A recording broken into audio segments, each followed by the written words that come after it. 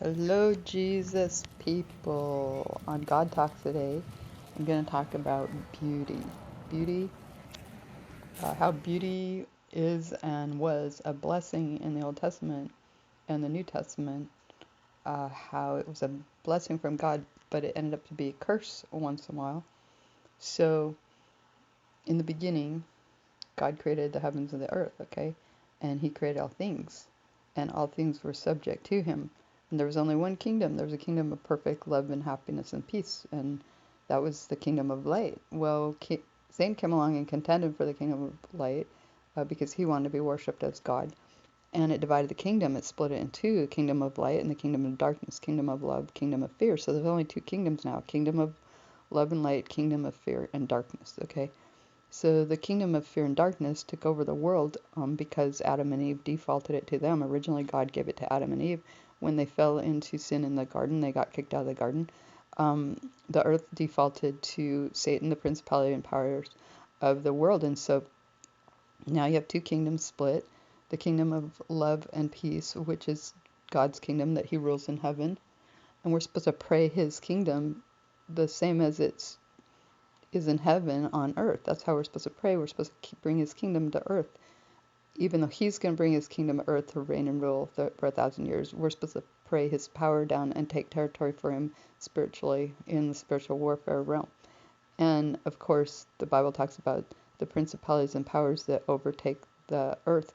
That's ruled by the principalities and powers. That's where the spiritual warfare takes place, in the minds of hearts and men, because it's spiritually um, run, and we use the word as our sword, but we rest in God. I mean, it's a mystery of God. That's why we need to know how to be spirit led. It's very interesting. We have perfect peace, even though we're in spiritual warfare.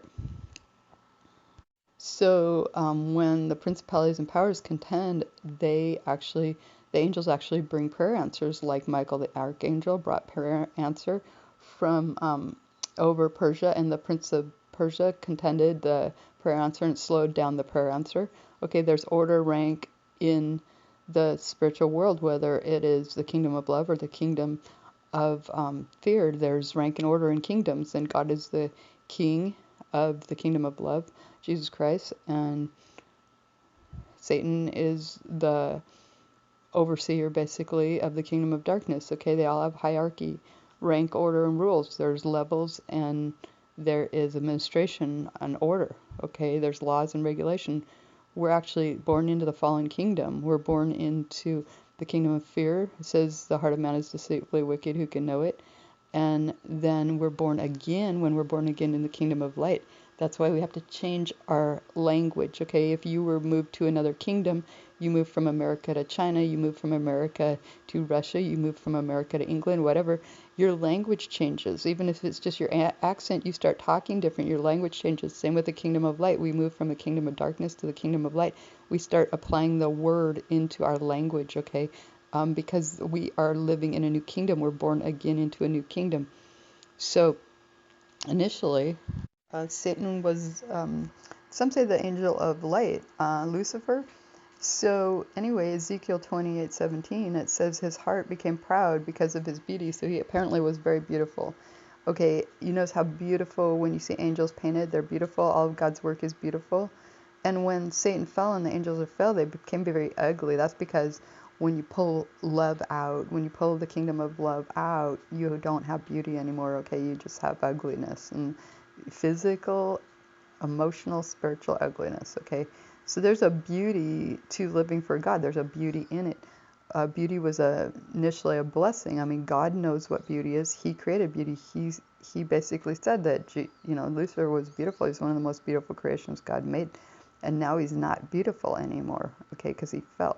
And so he lost his beauty. Okay, Job's daughters, they were beautiful. They were the most beautiful in the kingdom. It was a blessing for Job that God showed his favor, okay? So God obviously knows what beauty is. In Egypt, a lot of the Israelite women were very beautiful. Now God said at that time it didn't end up being a blessing to them because they were desired of the Egyptians, men, the women. So that wasn't a blessing to them, even though it was meant for one, it was used against them. But God, even though he created beauty, he doesn't look at the outward appearance of man, okay? It says man judges the outward appearance of man, but God judges the heart. God sees beauty on the inside. He sees if his word is written on your heart, and that is how God talks to you. He talks to you as an individual person. He doesn't judge you based on your beauty or treat you based on your looks. He treats you based on your heart. That's what the scripture says. Now, in 1 Peter 3:34, it talks about the beauty should come not necessarily from the way we adorn ourselves on the outside, but how we portray our inward beauty. We come from the inside with a gentle and quiet spirit. So that is what is said of great worth in God's sight. And there's nothing wrong with taking care of yourself to the best of your ability. It's just that God doesn't want us to put out our outward adornments first and make that the most important when we're communicating with other people. He wants it to be from our spirits first and our care and our love. It says, do not lose heart, though outwardly we waste away. We get old just like the grass of the field withers away. We all start getting older, but it says that inwardly we are renewed day by day. So God creates an inward beauty until we are redeemed. Okay, it says that the death of his saints are precious to him. And then during the rapture, or when we're brought out of the grave, we're going to get a new transfigured body, just like Jesus Christ. We're going to be young, and we're going to have a age that is perpetual youth, if you will. Okay, we're going to be ageless. There's no time with God in heaven. The time is only on earth, where there's limitations of time and gravity and age. God created all that, but that is not true in our transfigured bodies when we are spiritual. And that is, of course, the rapture of the church, or when the death are raised from the graves. If anyone's teaching that you have your spiritual transcended body now on earth, it's just untrue. Okay, it does say that once you're born again, our spirits are seated in heavenly places with Jesus Christ, and our soul basically runs our body, but it's not the same. Our bodies haven't been transfigured yet. That is not until the second coming. And that is how we will be when we reign and rule earth for 1,000 years, coming up in the millennium. God created man in his own image. Okay, he created them male and female, Genesis 1:27. We're also supposed to think on beautiful things. It says we're supposed to think on whatsoever noble, right, whatsoever is good report, whatsoever is lovely, admirable, whatever is praiseworthy. That's what we're supposed to think on. That we are fearfully and wonderfully made. We're not to worry about tomorrow, for tomorrow will worry for itself. Okay, it says, don't worry about what you will wear. Don't you see how beautiful the flowers of the field are clothed? They do not spin or labor. Okay, even Solomon in all his splendor was not dressed as beautifully as the flowers in the fields. Okay, so God knows how to dress and take care of us. And when the apostle Samuel, the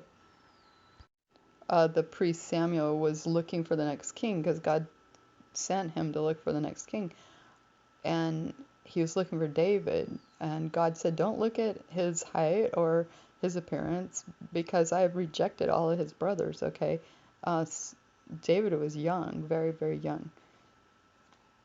So God looks on the heart. That's how he judges who he puts in position, who he calls for himself. And if our word, that's why the word of God needs to be written on our hearts, because when he looks at us, he's going to see the word on our hearts. That is how he judges us. That is how he communes with us, through that word. And it says that he has made everything beautiful in his time. He has set eternity in the human heart, but no one can fathom what God has done from the beginning to the end. And that is Ecclesiastes 3. And the word is to be desirable more than gold, okay? We're to lay up our treasures in heaven. And of course, treasures are beautiful, right? We're not to lay them up on earth, where moths and rust corrupt them and destroy them. So God doesn't want us having physical treasures as much as he wants us to have spiritual treasures. So we could appear beautiful on the outside. It says that you can appear righteous and beautiful, but on the inside you're full of hypocrisy and wickedness. See, that's because the heart of man is deceitfully wicked. Who can know it? All of ours is. That's Matthew 23:28.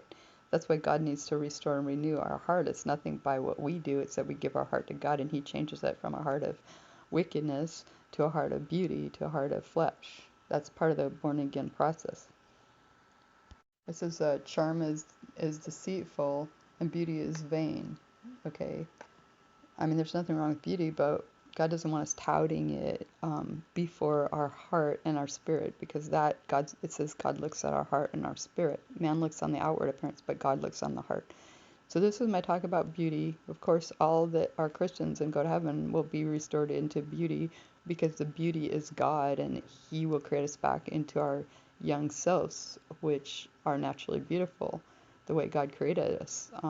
People that are not going to heaven, like the angels that are fallen, this beauty is stripped from them, just like the wings get stripped from the fallen angels.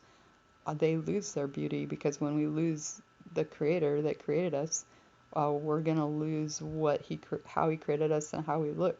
So we'll lose our beauty if we don't stay in the kingdom of light and love. So I hope you enjoyed this talk on beauty, and I'll talk to you guys later. It also talks about the beauty of the Lord in Psalms 27:4. And to worship the Lord in the beauty of his holiness, which means he's perfect, which means he's never had a bad thought in his life, and he never will. That's what makes God perfect.